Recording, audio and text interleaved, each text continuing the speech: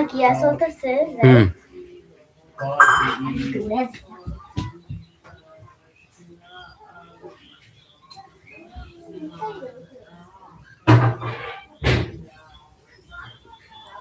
Hello hello আমাকে শুনতে পাচ্ছেন? হ্যালো, আমাকে শুনতে পাচ্ছেন? জি, ভলিউম ঠিক আছে।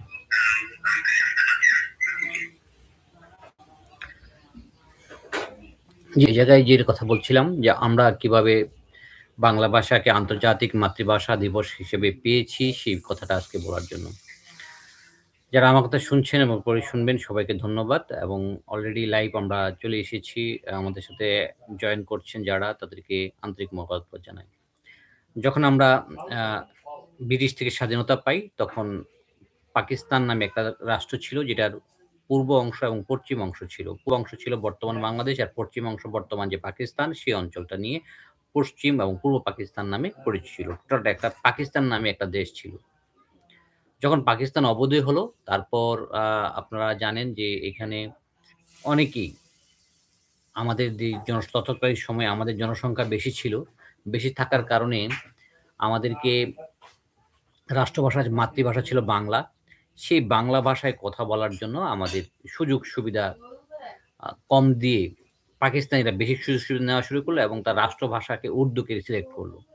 কিন্তু আমরা জনসংখ্যা হিসেবে বাংলাকে মুছে ফেলতে চাইল।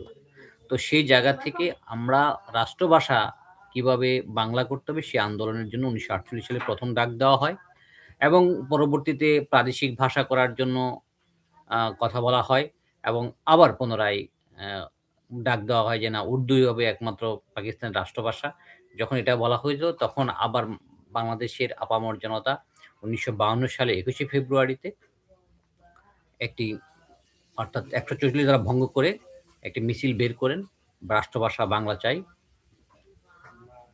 সেই ভাষায় বলতে হয়, তোমার কুলে তোমার ভুলে কত শান্তি ভালোবাসা আমরি বাংলা ভাষা। মোদের গরব মোদের আশা আমরি বাংলা ভাষা।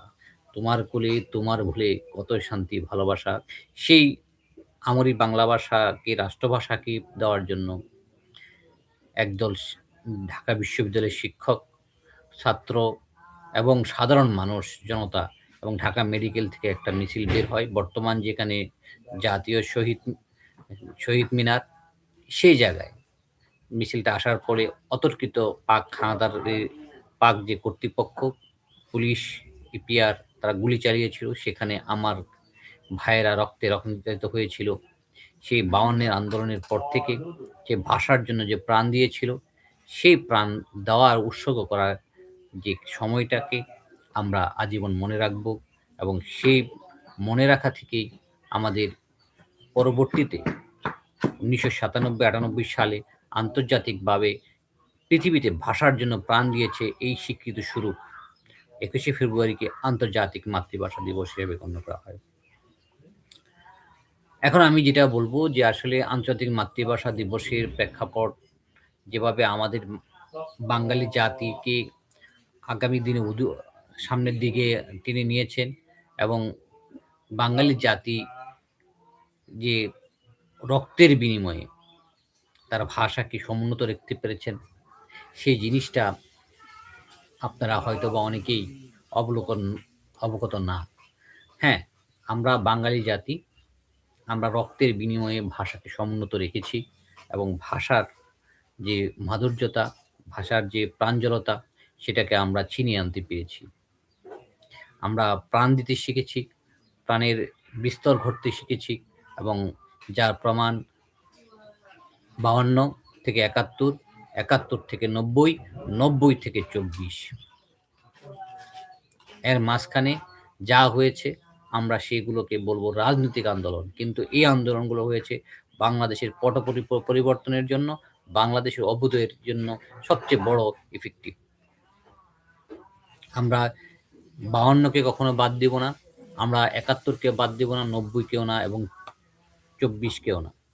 এই ২৪ জুলাই অভ্যুত্থান, আজকে যে রাজনৈতিক প্রেক্ষাপট সেই কথা নিয়ে কথা বলব।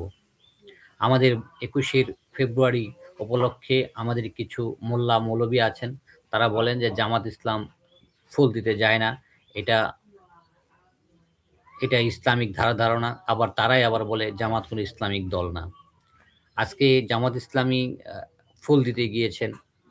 যেসব মোল্লা এবং মৌলবীরা জামাত ইসলামকে ইসলামিক দল বলেন না, তাদের কাছে আবার তারা আবার প্রশংসা করে, তারা ইসলামিক দল দাবি করে, তারা কেন ফুল দিতে গেল?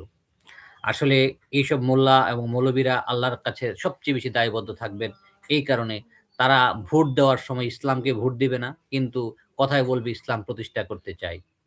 আসলে ইসলাম প্রতিষ্ঠান তো একবারই সম্ভব না। আপনাকে ইসলাম প্রতিষ্ঠা করতে গেলে তাকাতে হবে বর্তমান তুরস্কের দিকে, যেখানে ইসলাম প্রচার নিষিদ্ধ ছিল।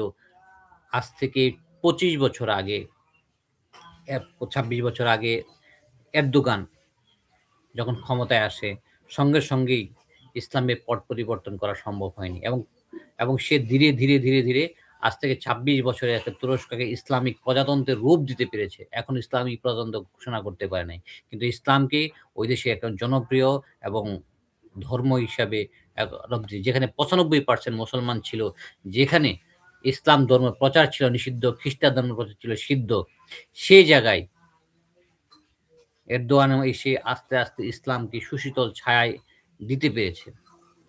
এক ঠিক আমরা যদি চিন্তা করি হুট করে ইসলাম বাস্তবায়ন সম্ভব, যারা এটা চিন্তা করি তারা দেখেন, খেয়াল করেন যে মুরসি যখন মিশরে ক্ষমতায় আসলো, হুট করে সে ইসলামকে বাস্তব রূপ দিতে চাইছিল। ১০ মাসের মাথায় তার সরকার পড়ে গেল এবং তার ফাঁসি দিল। অর্থাৎ ইসলাম হুট করেই প্রতিষ্ঠা করার জিনিস না। আল্লাহ রাব্বুল আলামিন যখনই প্রতিষ্ঠা করাবেন তখনই প্রতিষ্ঠা করা সম্ভব। এই প্রেক্ষাপটে আমি একটাই কথাই বলব, যারা ইসলামকে নিয়ে ব্যবসা করতে চান, করেন, সমস্যা নাই। কিন্তু কখনো ভুল তথ্য কাউকে জনগণকে দিবেন না। আজকে রাষ্ট্রীয় ক্ষমতায় থাকার জন্য একটা বিরোধী দলের নেতার পক্ষ থেকে উনি ফুল দিয়েছেন। এটা রাষ্ট্রীয় শিষ্টাচার। উনাকে পালন করতে হবে। কারণ এই দেশটা ইসলামিক কোনো কান্ট্রি না। হয়তোবা মুসলমানের দেশ হতে পারে, কিন্তু ইসলামিক কান্ট্রি না। যে আমি ইসলাম প্রতিষ্ঠা করার জন্য আমাকে আগে ইসলামিক মনা লোকগুলাকে সংসদে পাঠাতে হবে। আমরা কতটুকু পেরেছি? এবার আমরা টোটালি ব্যর্থ হয়েছি ইসলামিক মনা লোকগুলাকে ওই জায়গায় পাঠানোর জন্য। আমরা ক্ষমতা কুক্ষিগত করে যেভাবেই হোক আমরা তাদেরকে দিতে পারিনি। সুতরাং তাদের কাছে ইসলামিক কালচার আশা করাটা ঠিক না। তারপরেও জামাতের আমির যেভাবে ওইখানে যে দোয়া করেছেন, এই ফার্স্ট টাইম কেউ একজন ফুল দেওয়ার পরে শহীদদের জন্য দোয়া করেছেন, শহীদদের কবর জিয়ারত করেছেন, এর চেয়ে উত্তম কি হবে? এটাই ধীরে পরিবর্তন হতে হবে। আপনি কি পরিবর্তনের জন্য হুট করে কোনো পরিবর্তন করা যাবে না, হুট করে অ্যাডাপ্টেশন করা যাবে না। ধীরে মানুষকে পরিবর্তনের ধাপে দিতে হবে। আপনাদেরকে একটা উদাহরণ দেই। ফেরাউন নিজেকে খোদা দাবি করার জন্য বলেছিলেন। খোদা, নিজেকে খোদা দাবি করবে। খোদা দাবি করার জন্য যখন বলছেন, তখন তার মন্ত্রী-পাদ্রী যা আছে সবাইকে ডাকছে। শুধু একজন ব্যক্তিও ডাকছে, পুরাতন মন্ত্রী। তখন তাকে জিজ্ঞেস করলো পরামর্শ কি? তার যে সবচেয়ে অভিজ্ঞ মন্ত্রী বলল, "আপনি যদি এখন আপনাকে নিজেকে খোদা দাবি করেন, কেউ আপনাকে বিশ্বাস করবে না। আপনাকে মিনিমাম ২ টা যুগ বা ২৫ বছর অপেক্ষা করতে হবে। আপনাকে পাঠ্য পুস্তক থেকে শুরু করে প্রত্যেকটা পর্যায়ে নিজেকে খোদার সমমান তৈরি করে দিতে হবে। তাহলে আপনি খোদা হতে পারবেন।" ঠিক ফেরাউন এই ২৫ বছর সময় নিয়েছিল। ২৫ বছর পর নিজেকে খোদা দাবি করেছিল। যার কারণে ওই অঞ্চলের মানুষ তাকে খোদা হিসাবে বিশ্বাস করেছিল। হয়তোবা আল্লাহ রাসূল এবং মুসা আলাইহিস সালামের কারণে ওইখানে পরবর্তী তার ধ্বংস এসেছিল। কিন্তু তাকে খোদা দাবি করতেও ২৫ বছর সময় নিয়েছিল। সে রাজার রাজা, তারপরও সে ২৫ বছর কেন সময় নিল? আপনাদের কাছে একটা প্রশ্ন করে গেলাম। ২, আপনারা চিন্তা করেন যে এই যে ফুল দিল, আপনারা হুট করে ইসলামটা চান। কেন ইসলামটা চান? আপনি নামাজ পড়ছেন, আপনি ইসলামী আইন শাসন মানবেন। আমাদের দেশেই তো হাজী শরীয়তুল্লাহ ফরায়েজি আন্দোলন করতে যায়া নদিয়ার কিছু অঞ্চলে হুট করে ইসলামী দেওয়ানি কায়েম করার চেষ্টা করল এবং ব্রিটিশ থেকে সেভাবেই নিল। কিন্তু কি হলো? ৪ মাসের মাথায় সেই ইসলামিক শাসন ভেঙে গেল। কারণ তৎকালীন সময়ের মানুষ ইসলাম কি বুঝতো না, ইসলামী আইন কানুন কি বুঝতো না। চুরি করলে হাত কাটা যাবে, এই করলে সে হবে, ওই করলে সে হবে। এইজন্য সমস্যা। আজকে ২১ চেতনায় আমরা উদ্বুদ্ধ। আমাদের ভাই শহীদ হয়েছেন ভাষার জন্য, তারা প্রাণ দিয়েছেন। তাদেরকে আমরা সালাম এবং সম্মান জানাই। পাশাপাশি তাদের জন্য আমরা দোয়া করি। ঠিক যেন ২৪, ৭১ যারা শহীদ হয়েছেন, প্রাণ দিয়েছেন, তাদের জন্য আমরা দোয়া করি। কারণ তাদের প্রাণের তাজা রক্ত প্রাণের বিনিময়ে আমরা একটা পরিবর্তন পেয়েছি। আজকে রাজনৈতিক প্রেক্ষাপটে চিন্তা করেন তো, আমরা এই পরিবর্তনগুলো হুট করে কেন পাইনি? হুট করে কোনো পরিবর্তন পাওয়া যায় না। একেকটা সময় একেকটা পরিবর্তন হবে। আপনি চিন্তা করেন যে জামাত ইসলাম 1991 সালে 18টি আসন পেয়েছিল, সেই জামাত ইসলাম এখন 68 বা 70 আসনের কাছাকাছি। তো সে জামাত ইসলাম আগামীতে যে সরকার গঠন করবে না, সেটার না কে বলতে পারবেন? হ্যাঁ, যদি এই সরকার জুলাই চেতনাকে ধারণ না করতে পারে, আগামী সরকার জামাত ইসলামের সরকার আসবে, এটা আমি লিখে দিতে পারি। এখন আপনাদের কথা হচ্ছে একটাই, যারা আপনারা এই যে ইসলামকে নিয়ে খুঁটিয়ে করেন এবং এই যে রমজান মাসে চিন্তা করেন জামাত ইসলামের মতো একটা দল, ইসলামিক দল, তারা কেন ফুল দিল শহীদ মিনারে? এটা নিয়ে আজকে অনেক প্রশ্ন। তাদের কাছে আমার একটাই প্রশ্ন, আপনারা যাদেরকে ভোট দিয়েছেন তারা কি ফুল দেয় নাই? তারাও ফুল দিয়েছে। সুতরাং এই যে ফুল দেওয়া তাদের এই ফুল দেওয়া, আপনি কি জানেন আপনার ভোট যাকে দিয়েছেন সেই ভোটটা আপনি যাকে দিচ্ছেন তিনি যদি কোনো অন্যায় করে থাকেন, সেই অন্যায়ের দায়ভারও আপনার।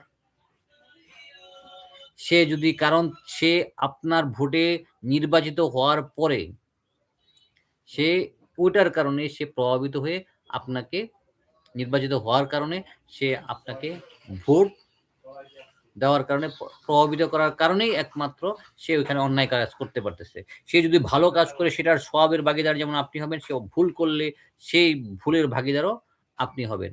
সুতরাং আমার একটাই কথা, যারা নির্বাচন করে যাকে ভোট দিয়েছেন আপনাদের বিচ্ছয়, এবং যারা এই যে ইলেকশন ইঞ্জিনিয়ারিং করেছেন তাদের দায়ভার আপনারা নিজেরাই নিবেন, অন্য কেউ আপনার দায়ভার নিবে না।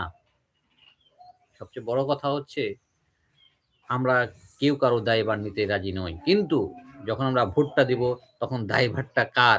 আমি তাকে ভোট দিয়ে একটা পদায়ন করার পর সে পদের অপব্যবহার করছে, সুতরাং সে দায়ভার তাকে নিতেই হবে, অন্য কেউ দায়ভার নিবে না। আমি সবসময় একটা কথা বলি যে আপনার ভোট আপনি দিবেন, কেউ যেন আপনাকে হুকুম না করতে পারে, জোর করে দিতে পারে, কিন্তু আপনাকে ম্যান্ডেট নিতে হবে আপনি কাকে ভোট দিচ্ছেন, কাকে ভোট দিবেন না সেটা আপনার বিষয়, কিন্তু তার মন্দ কাজের দায়ভার যেমন আপনি নিবেন, ভালো কাজেরও দায়ভার আপনি পাবেন। সুতরাং আপনি ভোট দেওয়ার সময় তাকেই ভোট দিয়েছেন, এখন চিন্তা করেন সেই লোকটা যদি খারাপ করে, চাঁদাবাজি করে, ওই অন্যান্য যত ধরনের খারাপ কাজ আছে, নেশা করে, মদের অবহেলনা করে, সে দায়ভার তো আপনারই।